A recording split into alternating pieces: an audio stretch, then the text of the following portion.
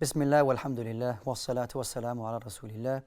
Assalamu alaikum wa rahmatullahi wa barakatuh, my dear brothers and sisters, and welcome to another episode of Way to Behave, where we go through and we choose certain ayat, verses from the Quran, and focus on how we can improve our behavior, inshaAllah ta'ala. With us today, inshaAllah ta'ala, are three beautiful guests. We have with us Brother Idris. Assalamu alaikum, Brother Idris. Wa alaikum assalam. And also we have Muhammad and Abdullah. Assalamu alaikum, brothers. How are you both? Thanks so much. Barakallahu feek. Thanks for being with us today, inshallah ta'ala. I'm hoping today's show will be very fruitful. And as we have done before, in previous episodes, we are speaking about the advice of Luqman the wise, and that what he gave to his son. These verses are found in Surah Luqman itself. There's a chapter in the Quran called Surah Luqman, which is the 31st chapter of the Quran. And there are 10 advices that Luqman, that he gives his son. So we're coming towards the end of those advices. Previously we spoke about how Luqman, how he advised his son what he should do. Okay, he should have belief in Allah subhanahu wa ta'ala. He should not associate any partners with Allah subhanahu wa ta'ala. He also warned him of not falling into arrogance.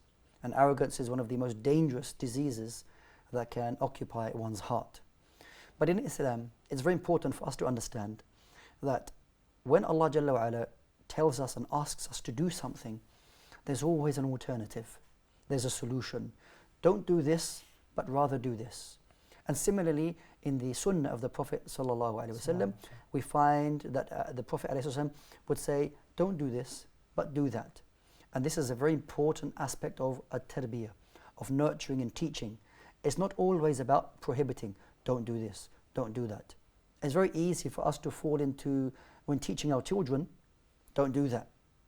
Take your hands off that. Keep quiet. Don't do this, don't do that. There was an example that was given to me. I read actually. It said that when you're a child, you're told, don't talk, listen. Don't talk, listen, don't talk, listen, when you're young. And when you're older, you're told, speak up for yourself. You're not talking anymore. Say something. It's the opposite. So when you're a child, you're told, keep quiet. And when you're older, I can't hear what you're saying. And you're not talking enough. What's going on? So it's almost a confusion as to at what stage do I keep quiet and at what stage do I start talking. So part of our tarbiyah, part of nurturing is to educate, to teach, to give other options. As we teach our children the haram, those things that we should stay away from, we should also teach them the halal, what is pleasing to Allah subhanahu wa ta'ala. So as Luqman the wise said to his son, do not walk upon the earth in a state of arrogance. And that was mentioned specifically, وَلَا تَمْشِ فِي الْأَرْضِ مَرَحًا. Don't walk upon the earth in a haughty way. So then how should we walk upon the earth? How should we be? As Allah subhanahu wa ta'ala says, وَقْصِدْ فِي مَشْيِكَ. Then be mu'tadil. Be, if you like, moderate in the way that you walk. This is one of the first things that when you see somebody is how they walk. And it's not necessarily for us to start judging people, but how you walk can give a big indication of the state of that person. If their shoulders are down, they're walking with their head down, and they're scraping and dragging their feet along, you can see that there's a problem in that person. They're thinking about, they're overthinking, maybe they're feeling down or anxious. Another person is walking, she is walking with their head high, shoulders are braced like that, and walking, swinging their arms. Okay, and when they look away from people. Maybe that's a sign of arrogance. So how should we be when walking amongst the people? How should we behave? And this is a practical example of how Allah subhanahu wa ta'ala tells us to be. Be moderate when walking amongst people. The walk of the Messenger sallallahu alaihi wasallam was not too fast, not too slow. As Ali radiallahu anhu described, that when the Messenger sallallahu alaihi wasallam would walk, it was as though he would be walking downhill. Like, not the strides weren't too big, weren't too small, but he would cover distances in the middle. And this is how we should be. So, Brother Muhammad, do you have, how do you see, when you look at somebody who's walking in a particular way, how do you see people? How does that appeal to you when you look at people walking in a particular way? Well, I think it also has to do with the culture, how we view these things. So, for example, Luqman told his son about 2 signs of arrogance. And sometimes, and nowadays, we have other signs of arrogance. So it's not only limited to those signs, the 2 signs, the voice and the way we walk. It also other things. The last episode, Sheikh Wassim, you mentioned looking at phones while talking to people. It's a sign of arrogance as well. So it's not only due to the way of walking, it's also the behavior, the way of speaking. Some people speak with pride, and you feel like they don't want to talk to you. Yeah. So yeah, it's very good, mashallah. Abdullah, we don't just restrict arrogance in the way that we walk. I mean, it impacts in the way that we speak, in the way that we look at people, how we address people. So arrogance can be shown in many, many different ways. We were discussing a little bit earlier a comment you wanted to make about the topic of what we're on at the moment. Voice raising. When he said in the ayah, وَغْضُبْ مِنْ صَوْتِكَ, I've maybe read something about it in the scholars' writings. One of them was saying, if إِنْ كَانَ رَفْعُ الصَّوْتِ خَيْرًا لَمَا جَعَلَهُ الحمير. If this voice raising was better, he won't make it as an example for the donkeys as an animal. Yeah. So raising voices in front of people just to show off, you know, it's not a good thing as a manner. In fact, as we people, we know that it's not right. It's always in front of your parents to make your voice lower for them, in front of your teacher or people working with. It's just good to make your voice in the middle as wasat. Sure. And this is what Allah subhanahu wa ta'ala tells us in the Quran. وَكَذَلِكَ جَعَلْنَاكُمْ أُمَّةً وَسَطًا. That we made you a nation which is in the middle. No extreme on one side or the other. In the way that you eat, the way that you walk, the way that you speak, in everything. Subhanallah. And what comes to my mind is during the Hajj of the Prophet sallallahu alaihi wasallam, he asked Fadl ibn Abbas radiallahu anhuma to go and find him some small pebbles to throw at the jamarat. A very menial, very small job. When the companion came back and gave the small stones to the Prophet sallallahu alaihi wasallam, the Prophet took this as an example and said that إِنَّمَا كَانَ أَهْلَكَ مَنْ كَانَ قَبْلَكُمْ, that what destroyed nations who came before you is that they went to extremes. Telling us that when you choose small stones for the jamarat, choose small ones. It's not about finding the biggest rocks, the biggest stones. No, stick to the sunnah. But subhanAllah, I was just pondering over that and thinking that the Prophet ﷺ chose this occasion to warn us of going to extremes in just picking up small stones when going for the jamarat. Bearing in mind that, when people go for the jamarat, they can get quite excited. They say, they've been saving up their whole life, and yesterday was the day of Arafah, the person who's making Hajj, of course, and then it's the day of Eid, and then they start running. They say, there's the shaitan, he's tried to harm me and misguide me my whole life, it's my day to get him back. So these small stones, what's this going to do against shaitan? Let me just get something a little bit bigger, Or even, I've seen umbrellas and shoes, and I've seen ihram being thrown as well. People kind of get really excited around these times. But it is important to adhere to that what the Prophet ﷺ advised us to be like. And Allah Azza wa Jal made us, or tells us to be the middle people, middle path. We do not worship the prophets, nor do we reject the prophets. We believe in them as the best of men who received revelation from Allah subhanahu wa ta'ala. Whereas previous nations have gone misguided concerning that, worshipping the prophets. And some of them rejected, even wanting to kill, iyadhan billah, some of the prophets. In Islam, we have that middle path. So in all matters, we take a middle path. And the example that is given here, and it follows immediately after Luqman the wise telling his son, don't walk upon this earth like this. There are some beautiful verses in Surah Al-Furqan, where Allah Azza wa Jal tells us about Ibadur Rahman, the slaves of the most merciful. How do they walk upon the earth? يَمْشُونَ عَلَى الْأَرْضِ هَوْنًا, with humility, humbleness. وَإِذَا خَاطَبَهُمُ الْجَاهِلُونَ قَالُوا سَلَامًا. And if the ignorant people swear them, curse them, because arrogant people, when they're walking, if they find themselves arrogant, they mock others. you know. They walk past, think that they are better other than people. Maybe they wink to other people, look at this person and look at us, you know. But Allah Azza wa Jalla tells us that the slaves of the Rahman, the first one that is mentioned is that they walk upon the earth hawna, with humility. Not mutakabbira, not with arrogance and thinking that they are better. When we ponder over these verses, we can see that when we do ponder over it, it has a direct impact on our suluk, on our behavior. And a person who acts other than that, you can see that maybe they don't have a link with the Quran. How many lectures have you heard? Then the one who's giving the lecture, read the Quran, have a relationship with the Quran, and you're like, yeah, okay, but maybe you don't. Those people who have a strong link with the Quran, as Aisha radiallahu anha said, that the Prophet ﷺ was like a walking Quran. Yes. He was a walking Quran. كَانَ خُلُقُهُ الْقُرْآنِ. His manners, alayhi salatu wasalam, were exactly in everything that you find in the Quran. So when you start speaking about how to speak, how to walk, how to deal with one another, this was the manner of the Messenger sallallahu alaihi wasallam.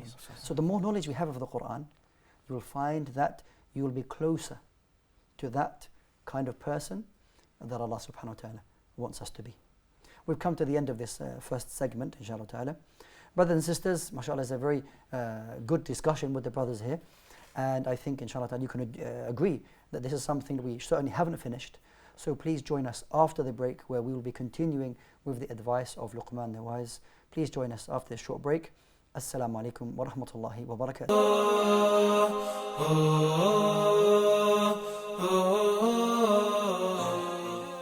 Assalamu alaikum wa rahmatullahi wa barakatuh. Welcome back, brothers and sisters, to The Way to Behave.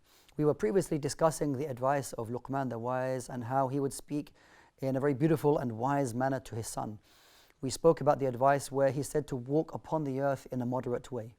The advice continues where Luqman the Wise, he says, وَغْضُضْ مِنْ صَوْتِكَ, that he should lower his voice. Now the word that was mentioned specifically to his son, to lower his voice, is something that Allah Tabaraka wa Ta'ala mentions in a number of places in the Quran. We know that in Surah Al-Ahzab, where Allah Tabaraka wa Ta'ala mentions to the believing men and to the believing women to lower their gaze. So the believing people are to lower their gaze and to lower their voice. Now, what does it mean to lower your voice? Does it mean so much so that people can't hear what you're saying? So that people can't hear what you're saying? No. It means that you shouldn't be shouting and screaming. When you want to discuss a point with somebody, it doesn't mean because maybe you think that you're right, that you're going to shout everybody down. Okay? Not only I'm right, I'm the loudest, so you're going to hear me. Okay? When telling the truth, it doesn't mean you need to speak the loudest. The Prophet ﷺ was out with the companions, and it was on a pilgrimage, and some of them were really, their voices were really, really loud, screaming almost. The Prophet ﷺ said that you don't need to shout and scream because you have a Lord who hears you. You have a Lord who hears you. So it's not about, for example, when people are maybe performing the Hajj or Umrah. It is sunnah to slightly raise your voice when saying the talbiyah, labbaik Allahumma labbaik, but not to shout and scream it. But ordinarily, when you're speaking like this, that's fine. But just to raise it just a couple of notches, that you are answering the call of Allah subhanahu wa ta'ala.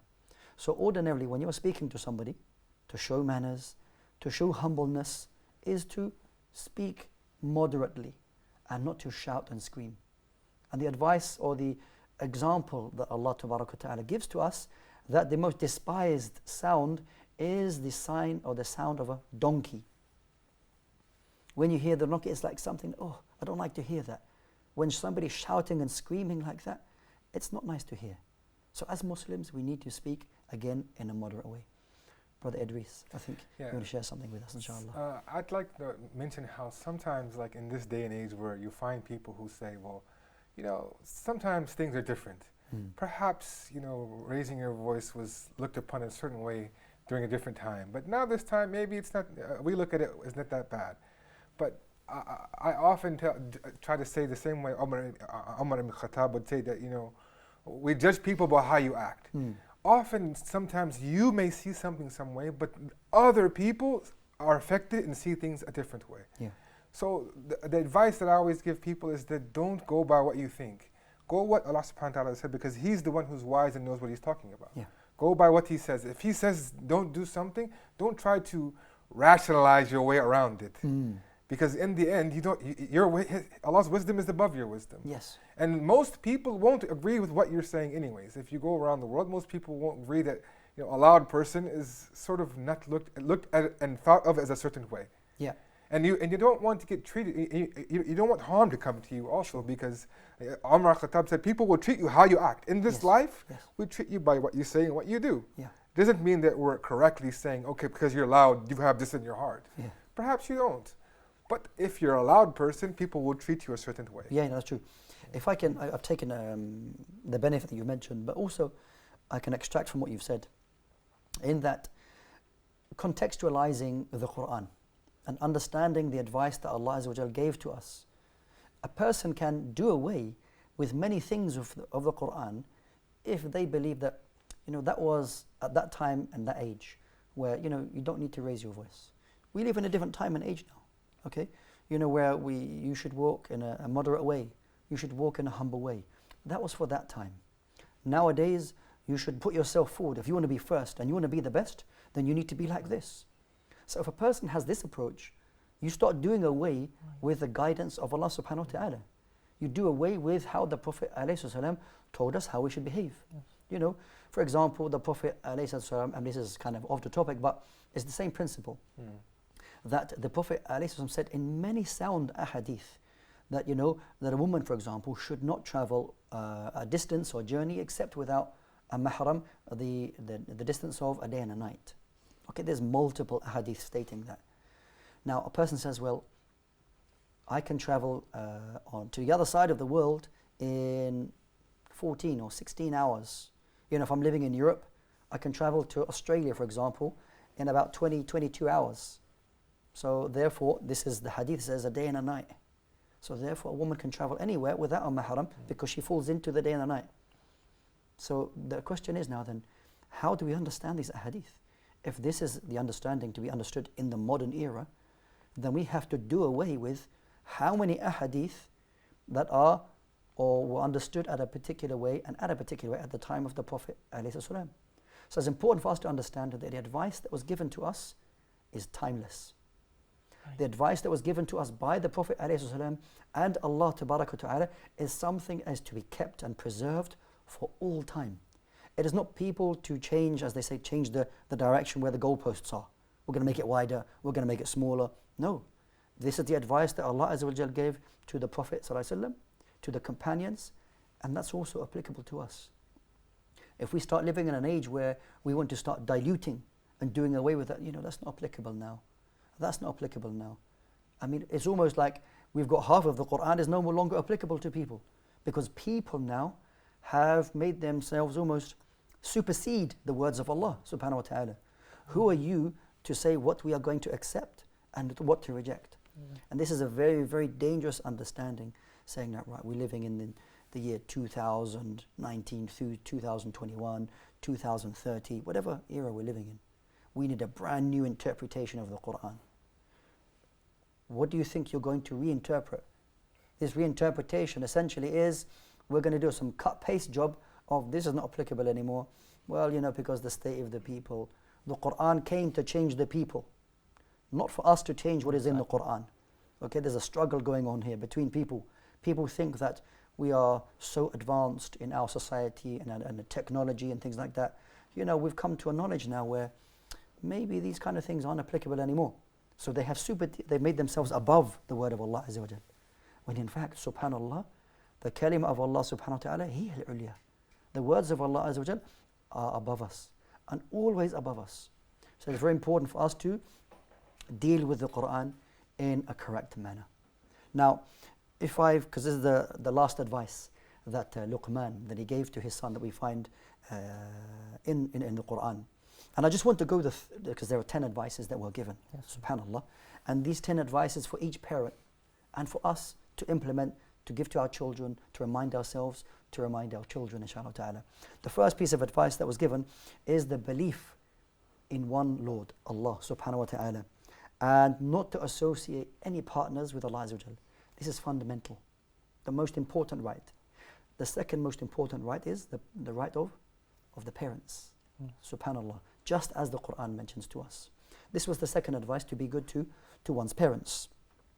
And then thirdly is to remember the quwwah, the power of Allah subhanahu wa ta'ala, and to understand al-qadr, and to understand it in the correct way. This was the third advice. The fourth advice is, because of course those three out of the first four are to do with Allah tabarak wa ta'ala, understanding Him, as well as worship, following your parents, obeying your parents. Yes. The fifth one, or the fourth one rather, was to establish the salah, that personal relationship you have with Allah subhanahu wa ta'ala, to command the good and to forbid the evil. So not only focusing on yourself, but to focus and help one another. The best of people, anfa'uhum linnas. The best of people are those who are of most benefit to other people. And then to be patient, to show sabr when you are commanding the good and forbidding the evil with others, to remain patient. Maybe people respond to you in a way you don't like it, but remain patient. This was the way of the Prophets alayhim salatu wasalam. And then don't have pride. Don't be arrogant. If somebody says to you or turns away from your advice, don't be arrogant and say, hey, you need to listen to me. You have to understand that maybe people will listen to you, maybe they won't listen to you. But don't see yourself as better than other people. You are a servant of Allah subhanahu wa ta'ala and seeking Allah's reward alone. Then don't walk with insolence. Not only don't have pride, but don't walk upon the earth. This deals with two things that are in the heart. Don't have kibr in your heart, and don't display kibr. Actually physically walk upon the earth as though you are better than other people. Then the next advice was to be moderate, to be in the middle path, not only the way that you walk, but in all of your affairs. Because this is the way that Allah Azza wa Jalla wants us to be. In all of our matters is to be in the middle. And finally is to lower your voice, not to shout and scream, okay? But to speak to people in the very best way. The way that you address people, from the way that you give salam.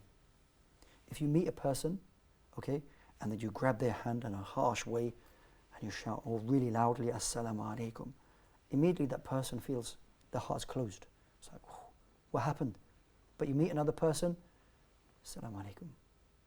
Immediately, their heart is opened. And for this reason, that the Prophet ﷺ told us that if you want to instill mahabba, love amongst the people, afshu salama baynakum, spread salam amongst yourselves. When you meet people, those people that you know and those people that you don't know. A time would come that the Prophet ﷺ said that a time would come that people would only give salam to the people that they know. If you don't know that person, you don't know who they are. You're living in a Muslim country. You could be in Mecca or Medina, knowing that there are only Muslims there, but you walk past each other and you don't say anything.